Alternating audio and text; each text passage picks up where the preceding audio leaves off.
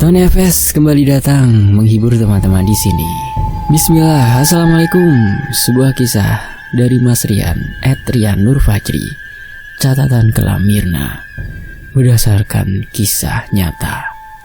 Setelah sekian lama memendam kisah ini, akhirnya Mas Rian berani untuk membagikan kisahnya yang terbilang seram dan menyedihkan. Mirna, izinkan saya juga membagikan apa yang kamu rasakan selama masih bernafas ya. Oh ya, kisah yang saya bagikan langsung pada hal-hal yang Mirna rasakan keanehan selama di rumah, bahkan pada dirinya sendiri ya. Kenapa? Karena ada beberapa catatan yang menurut saya privasinya Mirna ya. Jadi saya lewati saja yang bagian itu. Dan sebelum saya melanjutkan kisah ini, saya harus berdoa dan mendoakan Mirna ya.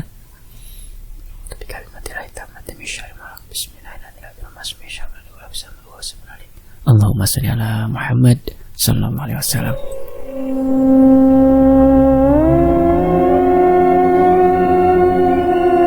Aku Mirna, berumur 20 tahun. Adalah seorang anak tunggal di keluarga kecil ini. Mungkin beberapa di antara kalian yang menjadi anak tunggal pernah merasakan bagaimana sepinya hidup bertiga tanpa ada adik atau kakak. Ayah dan ibuku adalah tipe orang tua yang sibuk dengan pekerjaan mereka. Mungkin mereka lupa kalau punya anak yang butuh perhatian. Bukan hanya sekedar uang. Catatan ini adalah pelarianku. Kesendirianku membuat pribadiku sulit percaya kepada orang lain. Sebenarnya ada satu orang yang benar-benar dekat dengan aku, yaitu Ismi. Tapi tidak semua hal yang aku rasakan selama ini dapat aku ceritakan ke Ismi. Bukan tidak percaya, hanya saja aku terlalu takut untuk membagi apa yang aku rasakan ke dia.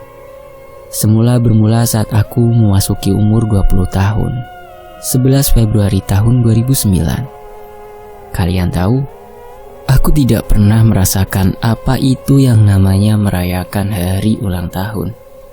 Apa itu yang namanya sebuah surprise dari teman-teman, bahkan dari orang tua aku sendiri. Tapi aku sudah terbiasa. Ya, memang terkadang ada rasa ingin merasakan, namun semua hanya harap semata. Ismi tidak pernah memberikan kejutan. Dia hanya mengirim kata-kata atau menelpon saat pukul 12 malam. Tapi itu udah buat aku seneng kok. Ayah dan ibu, kebiasaan mereka baru ingat 2 atau 3 hari setelah tanggal ulang tahun aku. Ya sudah, aku hanya bisa berpikir positif. Mungkin mereka sedang pusing dengan pekerjaannya masing-masing. Sedih, tenang, aku sudah terbiasa. 11 Februari tahun 2009 pukul 12.05. Teleponku berbunyi. Ada seseorang yang menelponku. Ternyata Ismi. Dia mengucapkan segala hal yang baik dan buat aku tersenyum dan meneteskan sedikit air mata. Haru.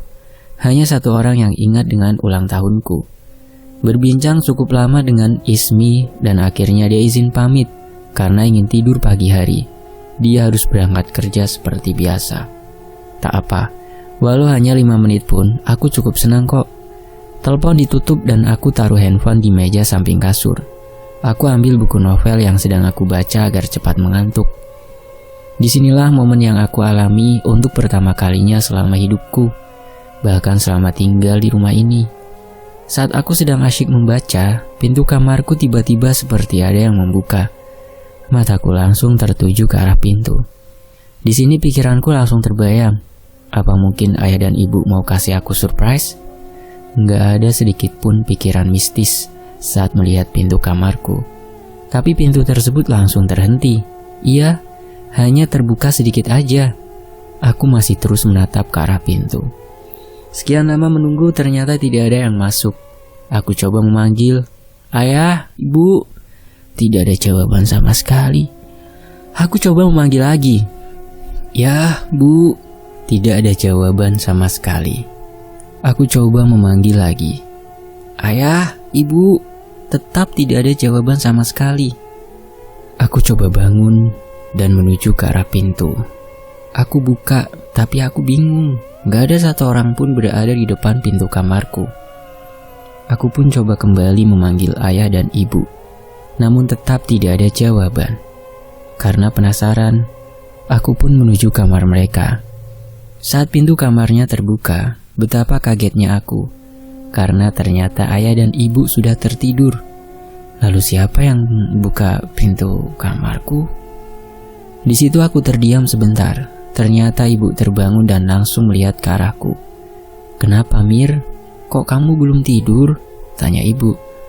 Enggak apa-apa, Bu. Kirain ibu sama ayah belum pulang," jawabku. "Ya udah, kamu tidur sana." Aku pun kembali ke kamar. Aku duduk di kasur, terdiam, dan kebingungan. Kenapa pintu kamarku bisa terbuka, sementara tidak pernah sekalipun terjadi hal seperti itu. Di sini aku belum notice dengan hal-hal yang berbau mistis.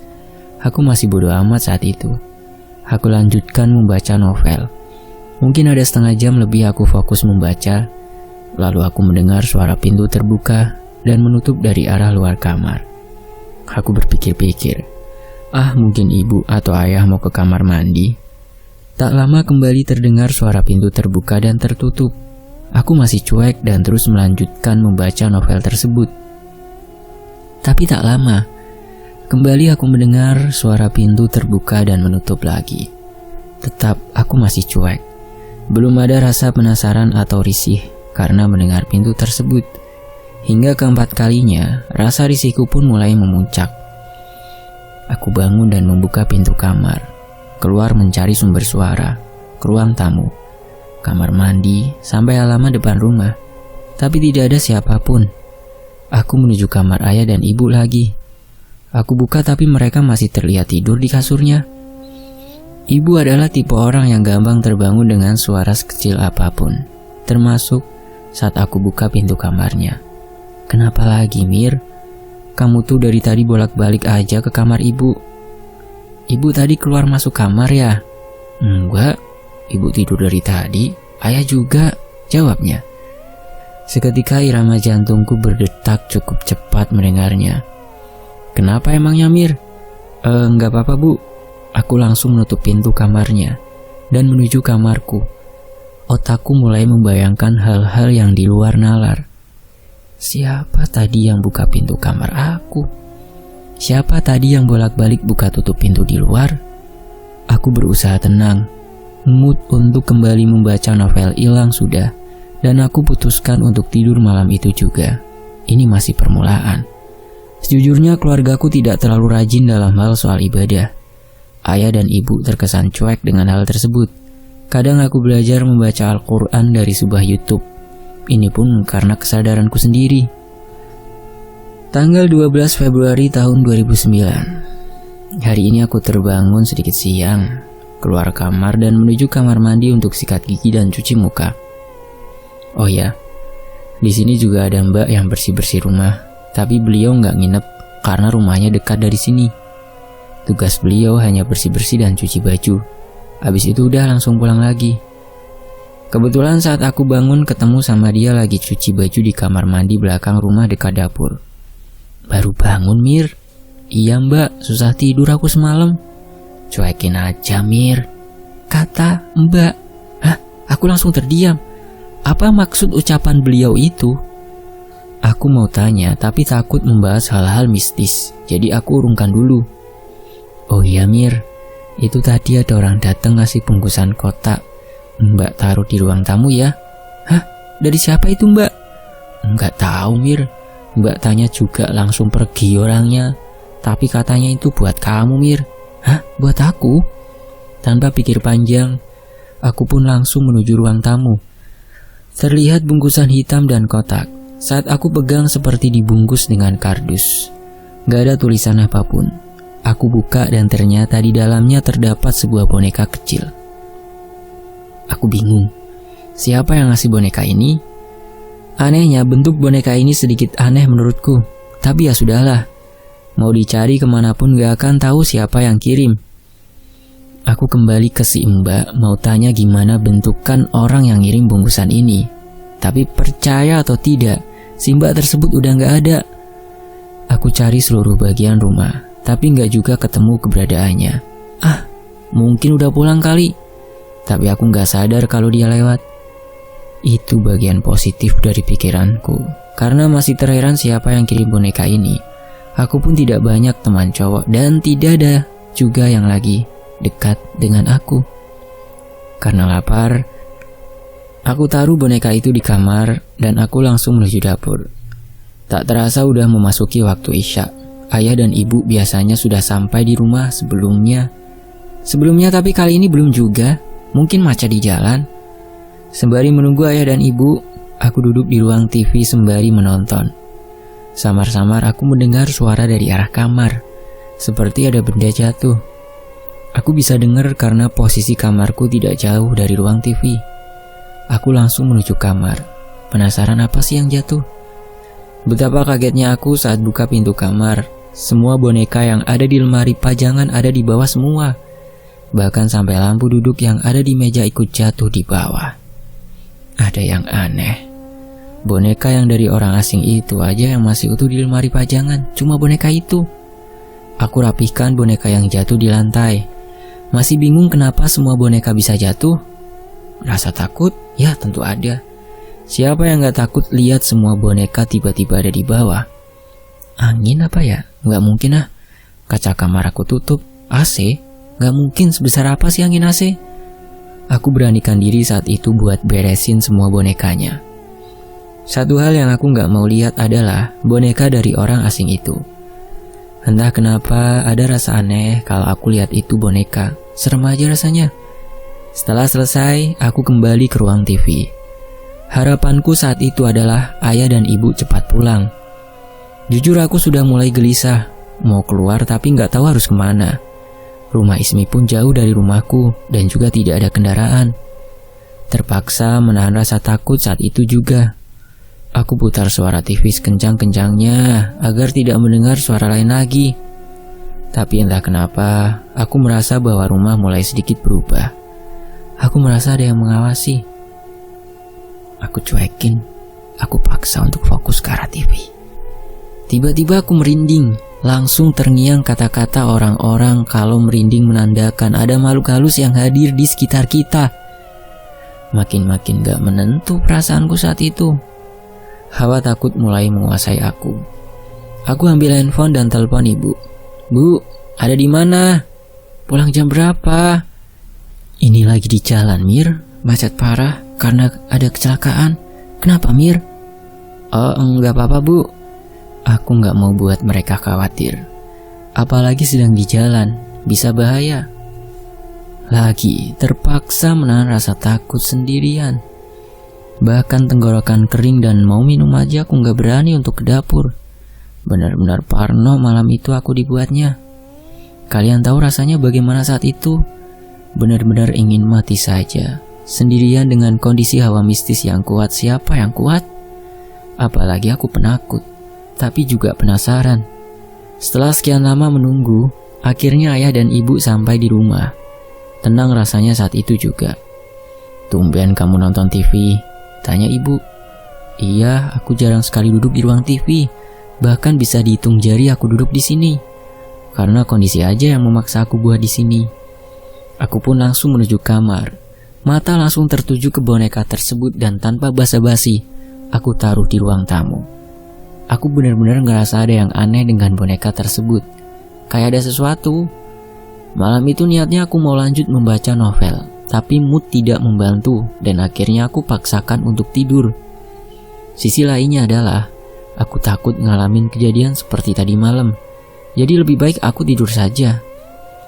Tanggal 15 Februari tahun 2009. 2 hari ini aku lagi tidak mood untuk nulis, tapi banyak hal yang mau ceritain.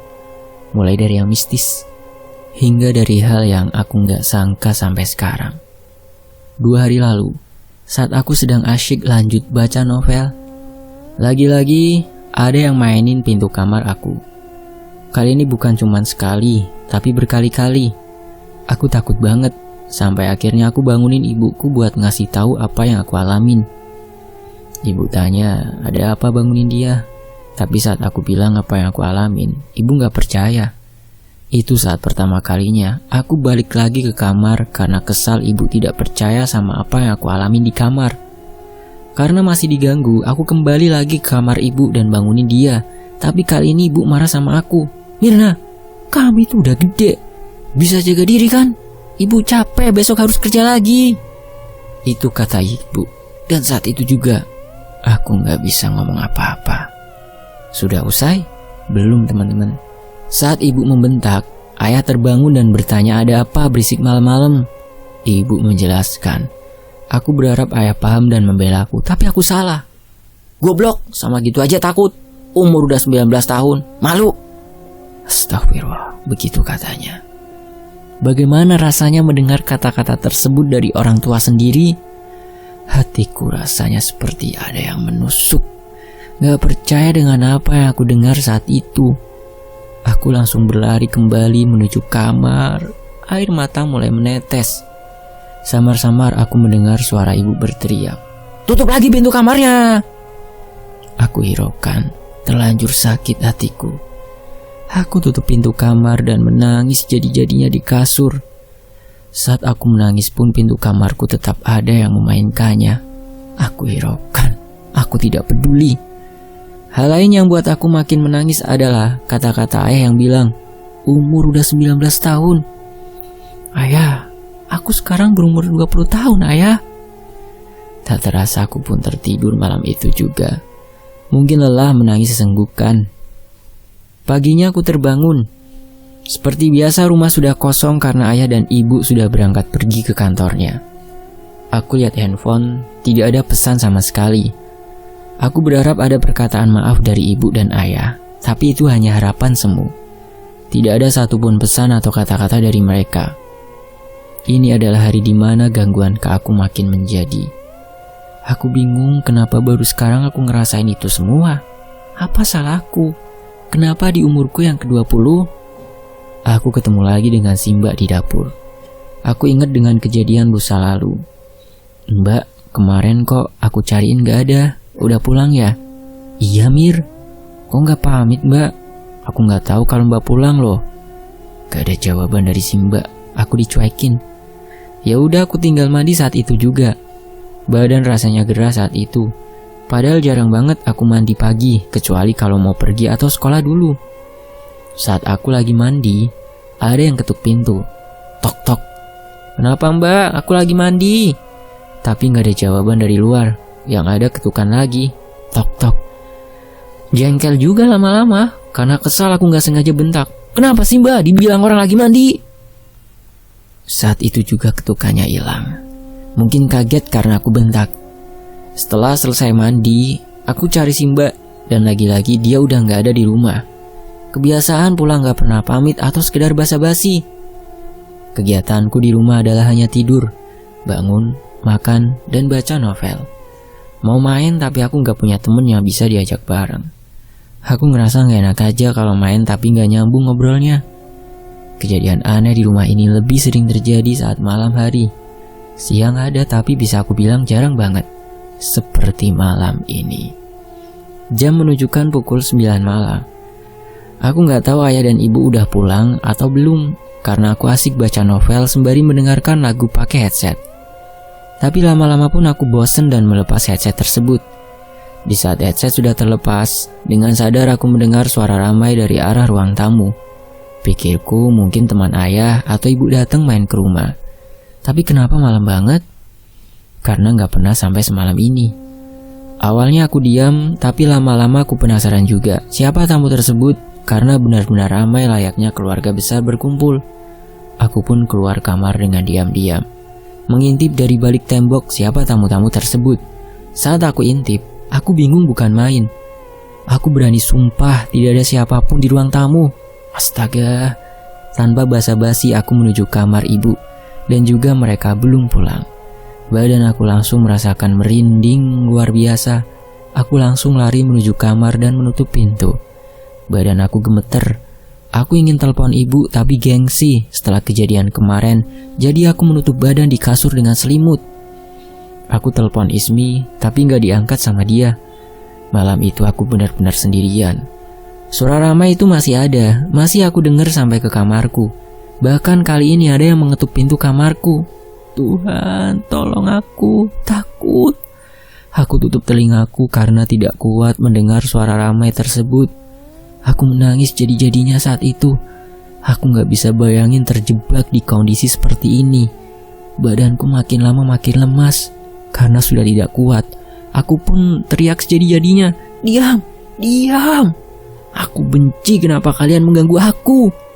Tiba-tiba, aku mendengar ada yang membuka pintu kamarku dan memanggil namaku. Suaranya aku kenal, itu ibu. "Mirna!"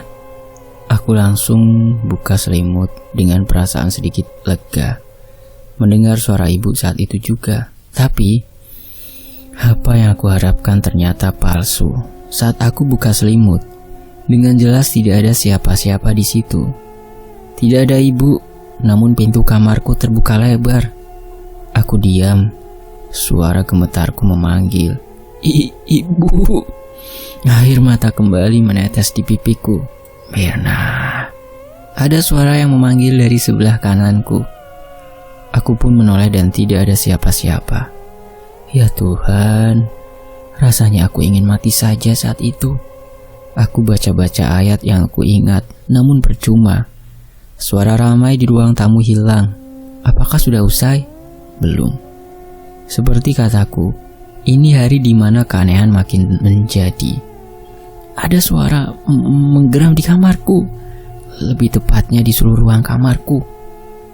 Mataku mengelilingi seluruh kamar mencari sumber suara, namun tidak kutemukan. Saat itu juga aku sadar, ini kalau di samping aku ternyata ada sesuatu yang sedang berdiri memperhatikan aku. Aku menoleh. Aku melihat bayangan hitam pekat setengah badannya, namun saat itu juga pandanganku langsung gelap. Aku gak tahu kejadian apa lagi setelah itu. Aku tidak ingat. Mungkinkah aku pingsan? Hari ini 15 Februari tahun 2009. Aku terbangun dengan hal yang lagi-lagi membuat hatiku sakit. Jujur, aku jarang minta sesuatu ke ayah dan ibu. Aku jarang mengeluh. Aku mengerti kalau mereka sibuk dengan pekerjaan mereka. Bahkan saat hari Sabtu dan Minggu. "Mirna, bangun! Lu jadi anak berguna dikit. Lihat rumah kotor, sama berantakan, gak ada pedulinya sama sekali." Ya, itu kata-kata yang aku dengar pagi ini saat membuka mata. "Bu, kan ada mbak yang merapihin rumah tiap hari," jawabku yang masih mengantuk. "Mbak dari mana? Dia meninggal 3 hari lalu, tahu gak?" Dek, jantungku mau copot rasanya mendengar jawaban ibu saat itu juga. "Tapi bu, dari kemarin aku bangun ada bibi lagi beres-beres. Dan aku lihat juga nyapu dan cuci baju bu. Sini ikut." Aku langsung bangkit dan ikut ibu menuju belakang. Apa yang aku lihat adalah hal yang tidak aku percaya saat itu juga. Baju kotor menumpuk dan piring juga. Lantai pun kotor di mana-mana. Aku berani sumpah kemarin aku lihat semua rapi. Gak ada baju dan piring yang kotor. Aku jelaskan ke ibu pun dia tidak percaya sama sekali. Aku di posisi yang serba salah saat itu. Menjelaskan tapi kondisi tidak sesuai dengan penjelasanku. Aku hanya bisa diam. Di sisi lain, gemetar mengingat aku selama 3 hari kemarin dengan siapa aku berbicara. "Berguna dikit jadi anak, jangan cuma makan tidur aja." Itu ucapan ayah yang tiba-tiba lewat menuju depan rumah. Aku salah apa? Kenapa kalian jadi sejahat ini? Aku gak bisa tahan air mata menetes begitu aja. "Jangan nangis, udah gede mikir," ucap ibu. Di dalam diam ada harap mereka segera berangkat ke kantornya. Hati ini terlalu sakit dibuatnya. Aku duduk, tatapanku kosong tak kemana. Pikiranku sudah tak tahu apa yang aku pikirkan saat itu. Tak sadar ternyata ibu dan ayah sudah berangkat ke kantornya. Lagi-lagi aku sendiri, namun ada perasaan sedikit lega. Hatiku sudah tercampur aduk. Takut, sakit, perih, jadi satu semua. Ada sisi yang menakuti, ada sisi yang menyakiti. Aku manusia yang juga punya perasaan dan bisa merasakan. Saat itu juga, keseharianku diisi dengan diam. Tidak banyak kata yang keluar dari mulutku. Bahkan saat bertemu ibu dan ayah, hampir tiap hari aku menangis. bertanya dalam hati apa salah yang aku buat hingga mengalami hal seperti ini. Malam tiba. Ada beberapa gangguan yang aku alamin. Namun saat itu, aku merasa kosong, hingga membuatku tidak peduli dengan kejadian aneh. Aku hanya bisa diam sampai akhirnya tertidur dengan sendirinya. Tanggal 20 Februari tahun 2009. Hari ini kondisiku mulai membaik. Ya, butuh 5 hari lamanya untuk stabil dari kejadian waktu itu. Selama 5 hari itu juga aku mengunci diri di dalam kamar. Keluar hanya saat ayah dan ibu pergi kerja. Bagaikan pisau bermata dua. Di saat kondisi sudah membaik, aku jadi merasakan kembali gangguan aneh. Namun aku juga tidak ingin kondisi drop seperti kemarin. Semuanya jadi serba salah. Hari ini ibu pergi dengan adiknya keluar kota. Dan sementara ayah pulang kerja selalu malam hari, lalu langsung masuk ke kamarnya. Yang otomatis aku selalu sendiri. Jam menunjukkan pukul 11 malam. Aku kembali melanjutkan membaca novel. Dor, dor, dor. Tiba-tiba ada yang menggedor pintu kamarku. Dan aku kaget bukan main. Aku langsung menuju pintu dan membuka pintu. Tidak ada siapapun. Langsung aku tutup. Aku sudahi membaca dan tidur. Ini yang aku lakukan sekarang kalau ada hal yang aneh yang mengganggu lagi. Dor, dor, dor, dor. Lagi-lagi ada yang menggedor pintu kamarku. Kututup telinga dan berselimut. Namun suara gedoran itu masih terdengar hingga buatku kesal. Diam, diam, teriakku dengan keras. Di sisi lain ternyata ayah kebangun karena teriakan aku dan menuju kamarku. Mirna, bisa diam gak? Ayah capek mau istirahat, jangan teriak-teriak. Aku langsung terdiam saat itu juga. Aku mau kasih tahu apa yang aku alamin tapi aku takut. Aku takut ayah makin marah ke aku. Ayah langsung pergi balik ke kamarnya dan menutup pintu dengan kencang. Brak! Aku kaget. Ketakutanku makin menjadi. Aku hanya bisa diam, menangis sendirian di kamar, tanpa ada yang tahu, tanpa ada yang menemani. Belum usai, ada suara tertawa dari arah jendela kamarku. Aku menoleh. Ya, sesosok perempuan dengan rambut acak-acakan berdiri di luar jendela kamarku. Aku langsung membalikkan badan. Entah apa yang aku rasakan saat itu. Mungkin sudah mati rasa akibat tidak tahu harus gimana lagi. Sampai menangis pun tidak bersuara. Aku lelah. Tuhan, tolong aku. Suara tertawa itu masih ada. Kali ini terdengar dari arah dalam kamarku. Dari balik selimut. Aku mendengar suara itu berada di sampingku. Aku gak tahu harus apa saat itu. Mirna. Suara panggilan itu lirih. Mirna. Aku benar-benar tidak kuat saat itu. Hingga aku merasa sesak dan tidak ingat apa-apa lagi setelah itu. Esoknya aku terbangun. Badanku semuanya terasa sakit. Iya, aku sakit. Tapi aku paksakan untuk beres-beres rumah dan buat makanan. Semua aku lakuin sendirian. Setelah semua beres, aku kembali ke kamar. Tahu apa yang aku temukan? Boneka yang aku taruh di ruang tamu sekarang ada di kasurku. Kok bisa? Aku terdiam kaku di pintu. Tatapanku masih tertuju ke boneka itu.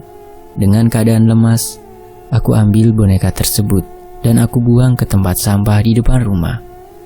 Kembali ke kamar dan aku rebahkan badan hingga akhirnya tertidur. Aku terbangun karena merasa ada yang memanggil namaku. Namun saat membuka mata, tidak ada siapa-siapa di kamarku. Biarlah, badanku sudah terlalu lelah menanggapinya. Aku bangun dan melihat jam, menunjukkan pukul 18.20. Entah kenapa saat itu rasa ingin sholat besar sekali, hingga aku memaksakan badan menuju ke kamar mandi untuk ambil wudhu. Menuju kamar mandi, harus melewati ruang TV. Otomatis kalau ada orang yang menonton atau duduk, pasti aku melihatnya. Ya, inilah yang aku alamin saat menuju kamar mandi. Aku melihat ada yang sedang duduk di sofa ruang TV. Posisinya membelakangi aku, hingga tak terlihat wajahnya.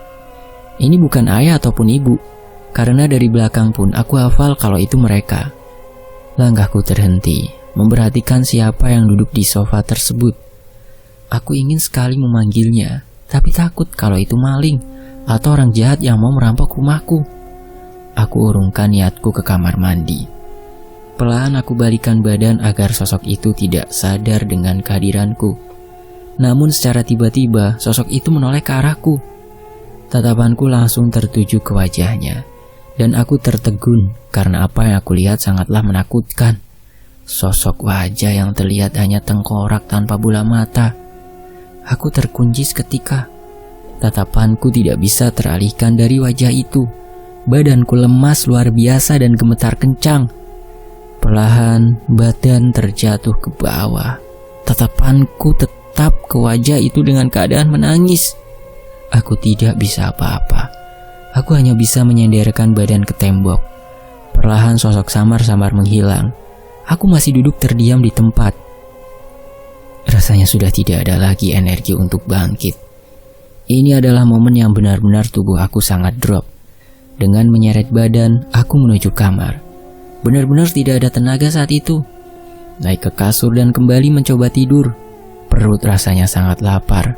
Namun apa daya, aku tidak bisa berbuat apa-apa. Sampai akhirnya, aku tertidur kembali. Tanggal 21 Februari tahun 2009, sakitku makin menjadi. Sekarang badanku benar-benar drop. Aku telepon ibu. Halo bu, aku sakit. Kamu udah gede masih aja manja. Minum obat, ambil di kamar ibu. Niat hati beritahu agar ibu khawatir dan cepat pulang. Tapi apa daya, berbeda dengan harapan aku. Bukan aku tidak mau ambil obatnya, tapi untuk sekedar bangun saja aku benar-benar tidak kuat. Pasrah. Aku hanya bisa merebahkan badan di kasur hari ini. Rasa lapar luar biasa aku tahan semampuku. Hingga akhirnya aku di titik yang benar-benar sudah tidak tahan lagi. Kuputuskan menelpon Ismi. Halo Mi, kamu ada di mana? Tanyaku dengan suara lemas. Di rumah Mir, kenapa? Kok suaramu lemes banget kedengarannya Mir? Kenapa? Kamu gak apa-apa kan? Mendengar pertanyaan dari Ismi senang rasanya. Seperti ada orang yang khawatir denganku. Kamu gak kemana-mana hari ini Mi? Enggak Mir. Aku nanya loh, kamu kenapa? Dari belakang telepon aku mendengar suara laki-laki yang terus memanggil Ismi. Mungkin itu pacarnya dia. Nggak apa-apa Mi. Ya udah kamu lanjut aja Mi. Loh Mir, Mirna. Langsung kuputus panggilannya. Aku ngerasa tidak enak aja tiba-tiba dengan Ismi kalau sampai ngerepotin dia. Biarlah aku merasakan ini sendirian. Hari hanya aku isi dengan tiduran, menahan sakit, lemas juga, dan ada yang lain. Aku dengar suara pintu rumah terbuka. Mungkin ayah yang baru saja pulang kerja dan langsung masuk ke kamarnya. Oh iya, di kamarku ada meja dan bangku yang aku pakai untuk berhias diri. Para cewek pasti tahu kok. Aku lihat jam pukul 20. Perut aku rasanya udah sangat-sangat sakit karena menahan lapar. Aku terus memegang perutku. Tanpa sadar, ada sosok yang duduk manis di bangku meja hias tersebut. Karena gelap, aku tidak tahu bentuknya seperti apa. Hanya seperti bayangan hitam pekat membentuk manusia saja, sedang duduk santai memperhatikan aku. Dengan mata yang sedikit menyipit, aku terus menatap ke arah sosok itu. Tiba-tiba sosok tersebut berdiri. Dari yang aku lihat dia seperti memakai jubah. Tapi anehnya, sosok itu makin lama makin membesar. Bukan, lebih tepatnya meninggi sampai menembus langit-langit kamarku. Ya Tuhan, apalagi ini? Takut? Bukan main, tapi kondisi seperti ini aku bisa apa? Aku cuma bisa diam. Ingin teriak sulit, ingin bangkit tidak ada tenaga sama sekali. Aku cuma bisa menangis melihatnya. Badanku makin lemes. Mirna. Ya, sosok itu memanggil namaku, lalu pergi menghilang menembus langit-langit kamar. Antara lemes, takut, terheran, semua jadi satu. Aku terus menangis, kesal tidak bisa berbuat apa-apa. Perlahan aku mencoba menutup mata, meniatkan diri untuk tidur agar tidak melihat hal-hal yang menyeramkan lagi. Aku merasa goyang, gempa, tapi aku tidak mendengar suara benda di sekitarku bunyi. Aku membuka mata, ternyata ada sosok yang menggoyangkan tempat tidurku.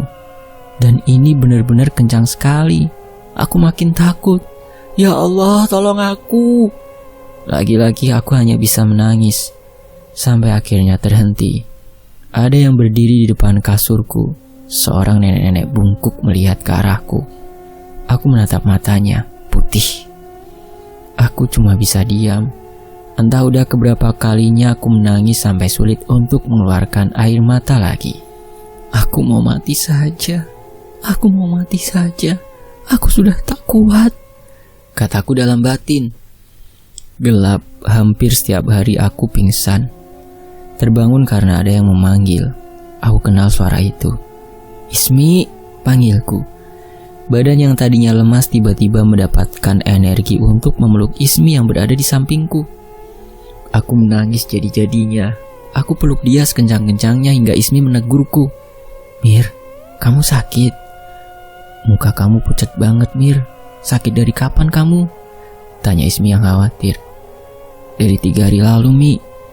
Ngomong-ngomong, Ismi tahu kondisi di rumahku ya, tapi dia tidak tahu kondisi saat ini. Ayah sama ibu kemana emangnya, Mir? Ibu lagi keluar kota, Mi. Ayah pulang malam terus karena rapat di kantornya. Udah makan, minum obat. Serasa pacar sendiri, jujur saat itu aku senang sekali rasanya melihat Ismi di kamarku. Saat aku jawab belum makan dan minum obat dari kemarin, Ismi marah padaku. Aku jelaskan alasan kenapa aku tidak makan dari kemarin. Dia mengerti. Lalu Ismi pergi keluar kamar menuju dapur untuk memasak. Aku menunggu di kamar. Ingin bangkit dan membantu Ismi di dapur, tapi entah kenapa tiba-tiba badanku terasa kembali tidak bertenaga. 15 menit kemudian Ismi datang. Nih makan dulu cepet. Maaf ya, cuma telur doang, Mir. Iya gak apa-apa, Mi. Gini aja aku udah seneng banget. Sembari makan, kita berdua berbincang. Aku pun bertanya apa yang membuat dia datang ke rumahku. Ternyata, Ismi khawatir karena teleponku kemarin yang tiba-tiba aja dimatikan. Ditambah suaraku yang lemas membuat Ismi curiga ada sesuatu yang terjadi denganku. Senang rasanya Ismi mengerti. Panjang lebar kami berbincang, hingga akhirnya aku terhentak dengan pertanyaan Ismi. Mi, si Mbak tadi aku ajak ngobrol diam aja. Udah gitu datar banget mukanya, Mir. Aku pun langsung terdiam. Aku harus jawab apa? Seandainya aku bilang yang sebenarnya kalau si Mbak udah meninggal minggu lalu, bisa kabur Ismi tanpa pamit sama aku. Otakku berputar, mencoba cari jawaban yang masuk akal, tapi tidak bisa. Lagi sakit mungkin, Mi. Jawabku sekenanya aja. Aku gak tahu harus jawab apa. Iya kali, Mir. Bete aja sih ngajak ngobrol tapi diam aja. Udah gitu kok kayak ada bau-bau busuk bangkai, Mir, di belakang sana. Mampuslah aku. Harus gimana ini? Ucapku dalam hati. Aku hanya bisa diam, nggak tahu harus jawab apa. Tak terasa hari sudah menjelang sore. Ismi pun pamit untuk kembali ke rumahnya. Berat rasanya ditinggal dia. Aku masih butuh teman di sini. Tapi aku juga tidak bisa memaksa dia untuk tidak pulang. Kalau ada apa-apa telepon aku. Awas ya kalau enggak, pesan Ismi sebelum pulang. Lagi-lagi sendiri di rumah yang sepi ini. Lagi-lagi aku harus menghadapi keanehan di rumah ini. Sekarang badanku sudah cukup bertenaga. Aku sudah dapat bangkit dari kasur. Aku coba berjalan ke arah dapur, melihat apakah ada sesuatu yang bisa aku jadikan camilan sembari membaca novel. Aku buka kulkas. Syukur ada sisa biskuit ibu yang dia simpan. Saat menutup pintu kulkas dan membalikan badan, Mirna, aku melihatnya lalu gelap. Lagi-lagi aku pingsan. Iya, ada saatnya aku selalu mengalami hal ini. Merinding saya teman-teman nih. Mungkin aku terlalu lemah untuk melihat hal-hal yang menyeramkan, hingga jadi sangat mudah untuk pingsan. Saat aku membuka mata, aku sudah berada di kamar dan di sisiku ada Ismi dengan raut wajah yang benar-benar khawatir. Mirna, ya Allah, akhirnya kamu sadar, ucap dia sembari memelukku. Aku tidak ingat apa-apa. Kondisi terbangun dari pingsan buat palaku sakit. Kamu kenapa tidur di dapur, Mir? Tanya Ismi. Hah? Dapur? Oh iya, aku ingat. Aku pingsan saat itu karena melihat si Mbak yang memanggil namaku. Bukan karena panggilannya yang buat aku pingsan, tapi bentuk tubuh dan wajahnya yang sangat hancur dan berdarah. Lagi-lagi aku harus berbohong ke Ismi agar dia tidak takut. Gak apa-apa Mi, aku cuma lemes aja. Raut wajah Ismi mengerut, seakan tidak percaya dengan jawabanku. Ismi langsung membuatkan makanan untukku. Kondisiku saat ini sangat drop.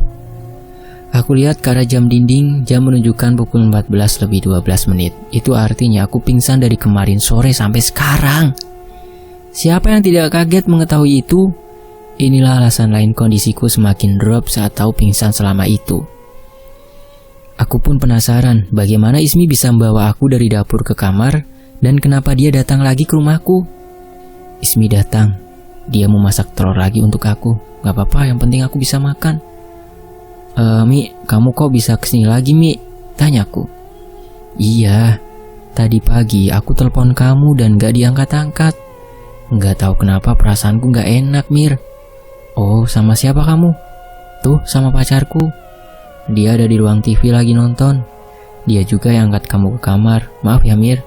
Iya gak apa-apa Mi, aku ngerti kok. Justru aku makasih banyak sama kamu udah mau kesini lagi. Tapi kamu datang kesini jam berapa deh? Aku makin penasaran. Pagi jam 8-an. Aku datang pun gak ada ayah kamu. Aku langsung masuk ke kamar dan kamu gak ada. Tapi handphone kamu ada di kasur. Aku ke dapur, ternyata kamu ada di lantai. Oh gitu. Kok tumben ayahku gak ada ya? Udah berangkat kerja kali Mir? Enggak Mi, ayah berangkat kerja jam 9:30-an. Kalau kamu datang ke sini pasti dia ada. Masa sih? Tapi ya juga. Gak mungkin juga ya kamu gak lihat kamu ada di lantai dapur ya? Aku dan Ismi saling bertatapan. Kita saling kebingungan kemana ayahku.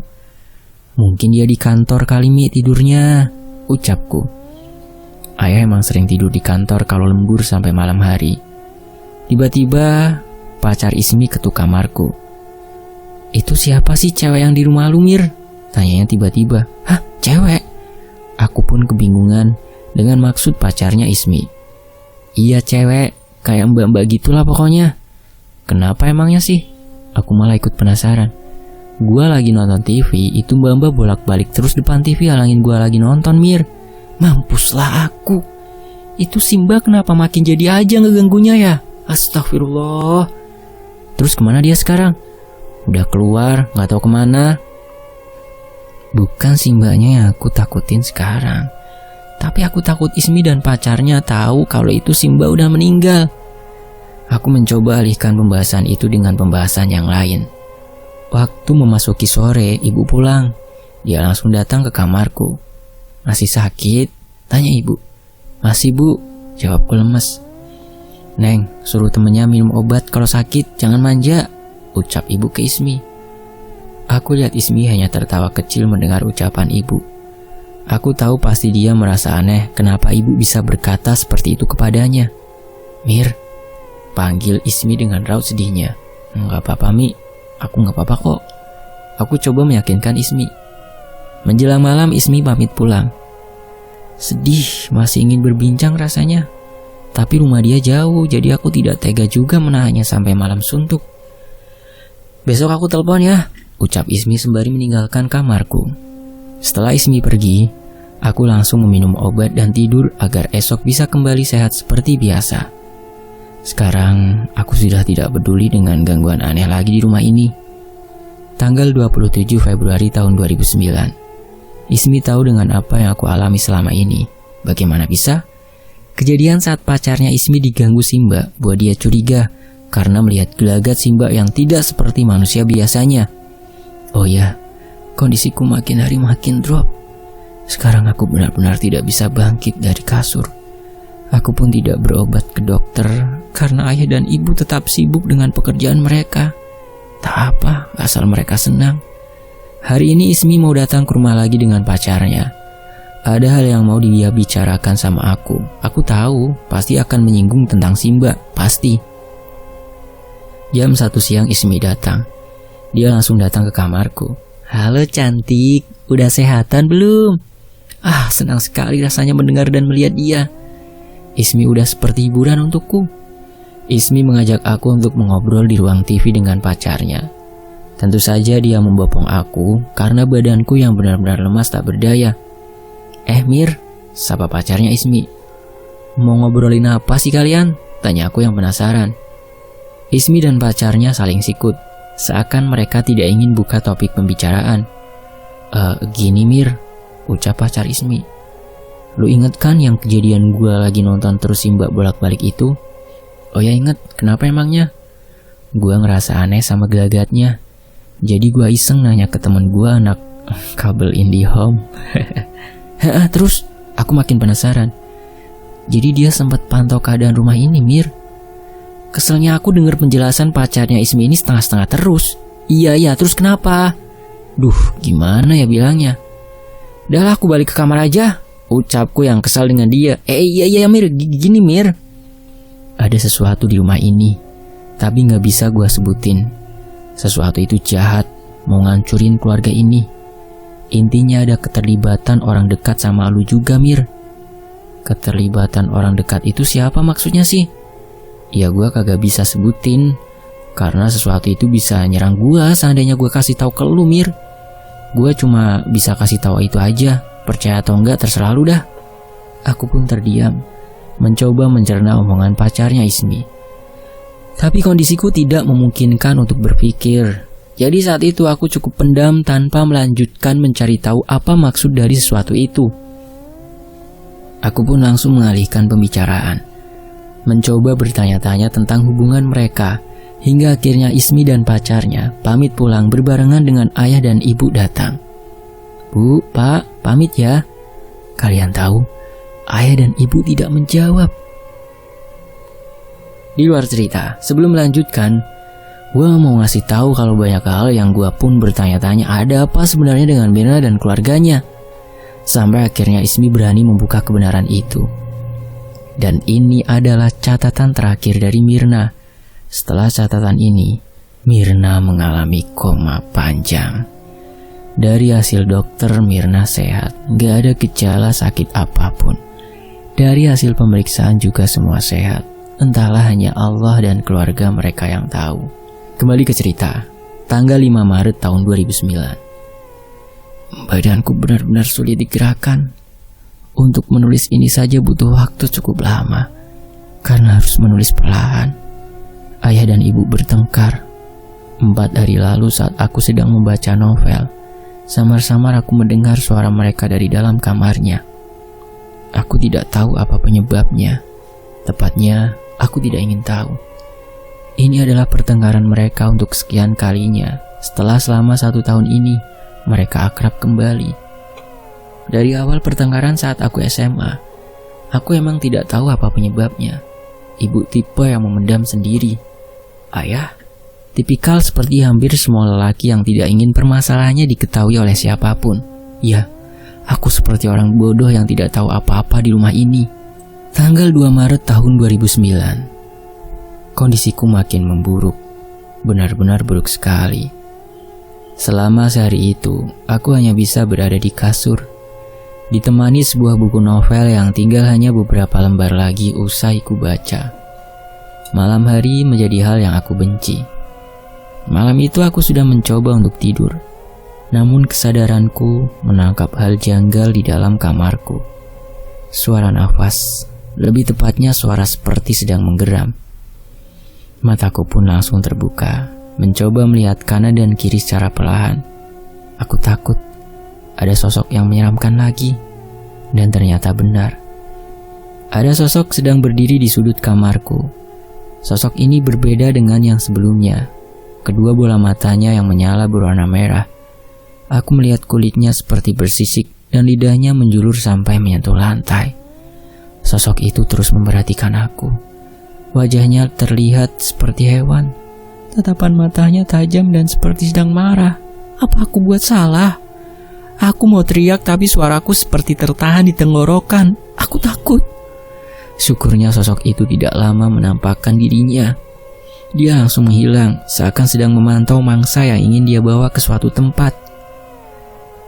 Tanggal 4 Maret tahun 2009. Tidak banyak yang bisa aku ceritakan. Hanya saja sosok malam itu menampakkan dirinya lagi. Kali ini jaraknya sedikit maju dari posisi sebelumnya. Aku hanya bisa menangis. Rasa takutku seperti sudah hilang. Aku menangis bukan karena takut, tapi aku lelah dengan kondisi seperti ini. Kondisi terus-menerus melihat sosok-sosok aneh, yang bahkan kali ini lebih seram dari sebelumnya. Bahkan esoknya, dia sudah sangat dekat denganku, lebih tepatnya berada di samping kasurku. Kali ini, aku melihat bentuknya lebih jelas, sangat jelas. Bau amis matanya yang bulat merah, lidah yang terlihat ada belatungnya.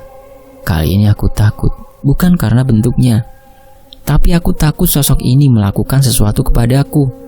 Aku takut dia menyakitiku. Aku teriak sekencang-kencangnya malam itu hingga ibu datang ke kamarku.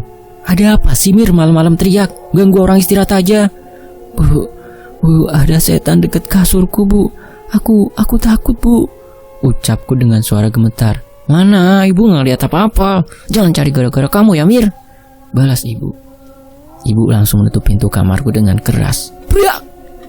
Lagi aku hanya bisa menangis. Ternyata tangisanku disambut oleh suara tawa. Suara itu berat seperti senang aku dimarahi oleh ibu. Entah kenapa aku merasa semenjak sosok itu hadir, dia menjadi penyebab badanku makin tak berdaya hingga hari ini. Sebelumnya aku bisa memegang buku novel cukup lama. Kali ini 5 menit pun aku tidak sanggup.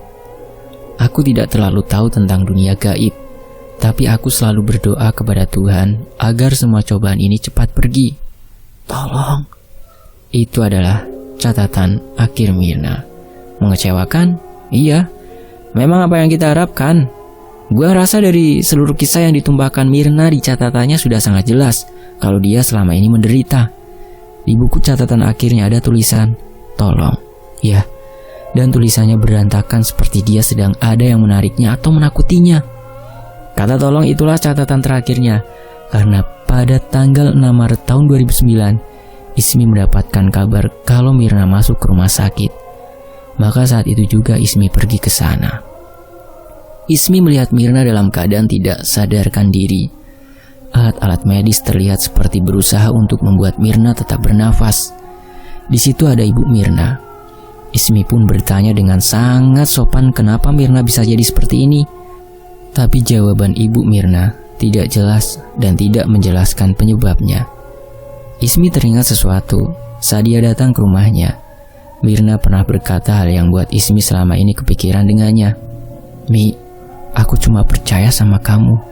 Seandainya ya, kalau terjadi apa-apa sama aku ke depannya, aku mau kamu pegang catatanku ini. Aku gak mau ibu atau ayah sampai membaca catatanku. Aku gak mau mereka sedih. Aku gak mau ayah dan ibu merasa bersalah karena sikap cuek mereka buat aku jadi seperti ini." Itulah kata-kata yang bisa Ismi ingat, dan dia pun langsung meminta izin ke ibu Mirna untuk ke rumahnya mengambil buku catatan itu dengan alasan ingin mengambil barang yang tertinggal. Ibunya mengizinkan Ismi untuk ke rumahnya. Tanggal 12 Maret tahun 2009, Tuhan memanggil si cantik Mirna. Innalillahi wa inna ilaihi roji'un. Allah lebih sayang kepadanya. Dan banyak hal janggal dengan kepergian Mirna menurut Ismi. 1. Medis menyatakan kondisi Mirna baik luar dan dalam. Bisa dibilang secara medis Mirna sebenarnya baik-baik saja. Yang kedua, ayah Mirna tidak ada di rumah sakit saat Mirna dibawa ke sana, tapi lebih memilih tetap kerja. Yang ketiga, ingat dengan apa yang pacar Ismi bilang kalau ada yang tidak wajar di rumahnya menurut teman IndiHome-nya? Itu salah satunya yang akan gue ceritain. Setelah 11 tahun, Ismi baru berani buka kebenarannya sekarang. Demi Mirna, mohon perhatiannya ya. Semua tokoh di sini gue pakai nama samaran. Gak ada maksud yang juga untuk menghakimi perbuatan orang tuanya Mirna. Di sini, Ismi mau kalian ambil pelajaran dari apa yang dia alami oleh Mirna. Kebenaran yang sebenarnya. Bismillah. Kepergian Mirna membuat Ismi seperti dihantam benda keras. Hal lain yang membuat Ismi menyesal sampai sekarang adalah setelah membaca semua catatan Mirna, Ismi merasa bodoh sampai tidak sadar dengan semuanya. Tapi di sini bukan Ismi yang menjadi masalahnya, tapi kedua orang tua Mirna. Gue setelah dengar penjelasan dari Ismi, kesel bukan main. Gue juga ngerasa sedih dengar apa yang dialamin sama Mirna selama itu. Ini adalah penjelasan dari teman pacarnya Ismi. Ayah Mirna selama itu menggunakan seorang dukun yang dikirim langsung ke rumahnya, bahkan ke keluarganya sendiri. Kiriman itu bertujuan membuat rumah tidak aman dari gangguan. Targetnya tentu saja istrinya sendiri. Apa motifnya? Harta dan wanita lain di belakang semua penderitaan Mirna selama ini.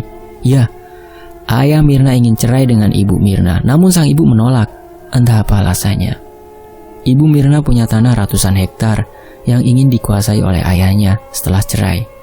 Selingkuhannya terus memaksa ayah Mirna untuk menceraikan istrinya. Hubungannya dengan Mirna, jin yang dipakai oleh sang dukun meminta sebuah tumbal. Sebuah nyawa dari kerabat terdekat. Mirna lah yang disodorkan oleh ayahnya ini. Gua gak tahu kenapa bisa setega itu seorang ayah ke anaknya sendiri. Gue juga gak tahu apa hubungannya dengan umur Mirna yang ke-20 dengan kejadian ini. Mungkin itu salah satu syarat dari jin tersebut. Ayah Mirna juga meminta kepada sang dukun untuk membuat istrinya menjadi tidak peduli dengan Mirna. Jahatnya, ya Allah.